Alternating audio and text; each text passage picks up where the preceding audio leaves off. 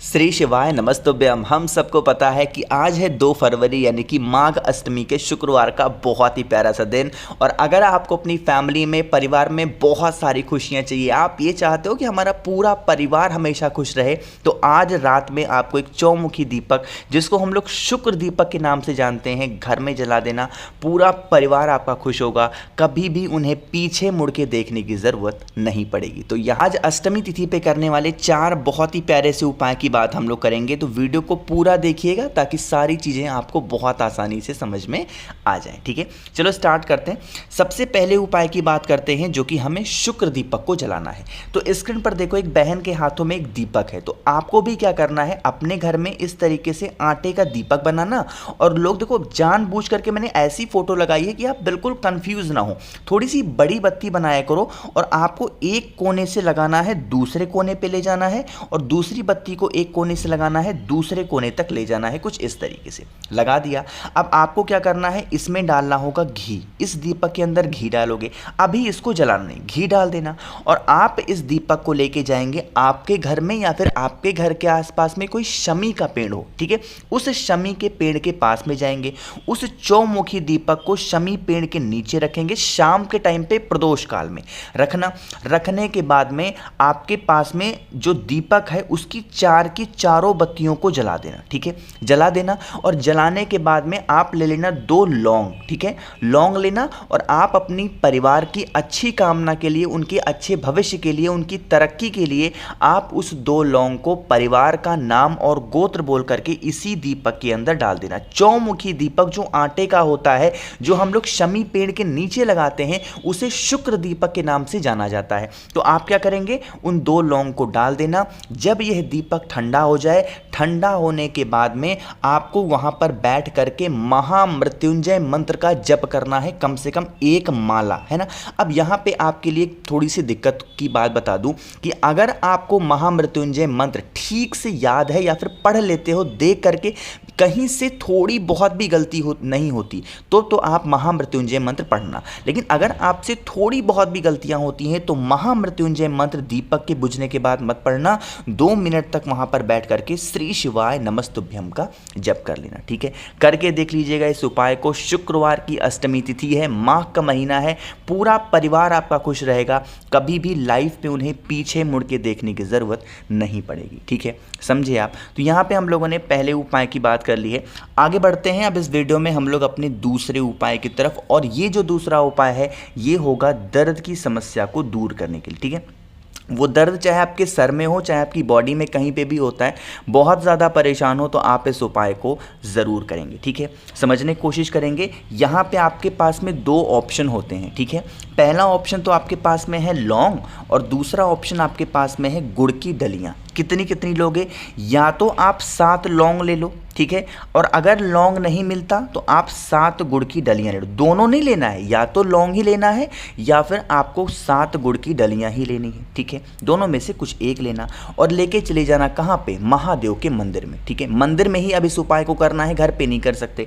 कि सुबह करना चाहो सुबह कर लो, शाम को करना चाहो शाम को कर लो।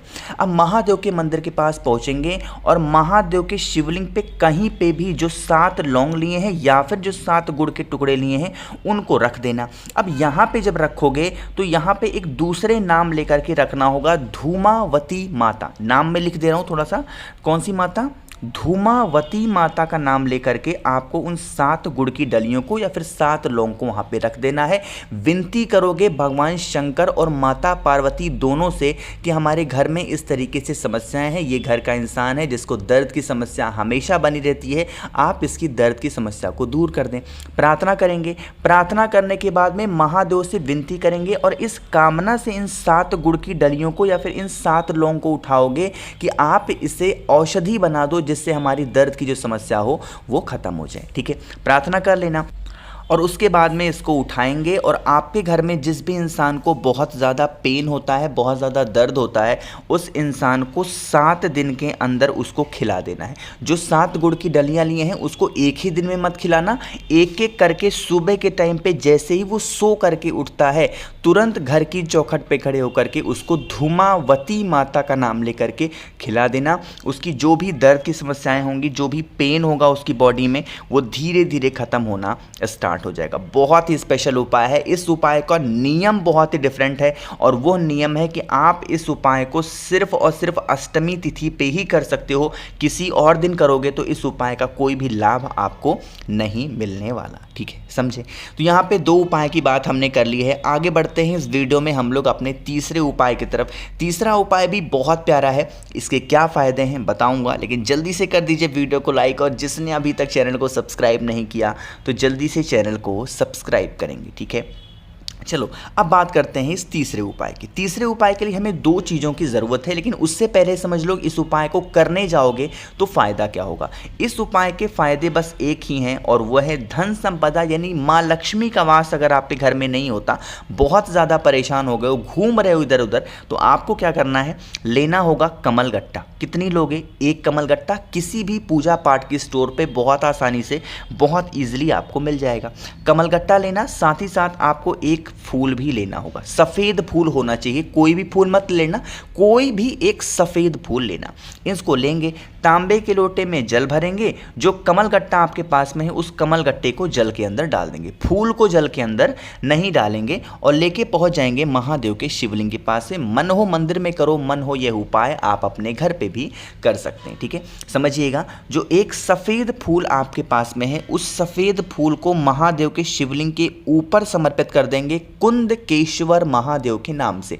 कौन से महादेव? कुंद केशवर महादेव। और आपके पास में जो एक तांबे के लोटे में जल है जिसमें आपने कमल गट्टा डाल रखा है, उस कमल गट्टे वाला जो जल होगा वो इसी सफ़ेद फूल के ऊपर श्री शिवाय नमस्तुभ्यम का ध्यान करते हुए समर्पित करेंगे। किसका स्मरण? श्री शिवाय नमस्तुभ्यम। और ये जो जल होगा बहता हुआ जलाधारी से नीचे गिरेगा, इस जल को रोक लेंगे और रोकने के बाद में इसको लेके अपने घर चले जाना। जितने भी कमरे हों, जितने भी रूम्स हो, उन सभी कमरों में कुंद केशवर महादेव के नाम से उस जल का छिड़काव कर देना। जिस भी कारण से, जिस भी वजह से आप पे घर में माँ लक्ष्मी क्या कमी होती है, माँ लक्ष्मी का वास नहीं होता है, तो माँ लक्ष्मी का आगमन आप पे घर में होना स्टार्ट ज़रूर हो जाएगा। ठीक है, समझे आप? तो यहाँ पे हम लोगों ने 3 उपाय की बात कर ली है। आगे बढ़ते हैं इस वीडियो के सबसे छोटे और बहुत ही आसान और आखिरी उपाय की, जो कि चौथा उपाय है। समझने की कोशिश करिएगा।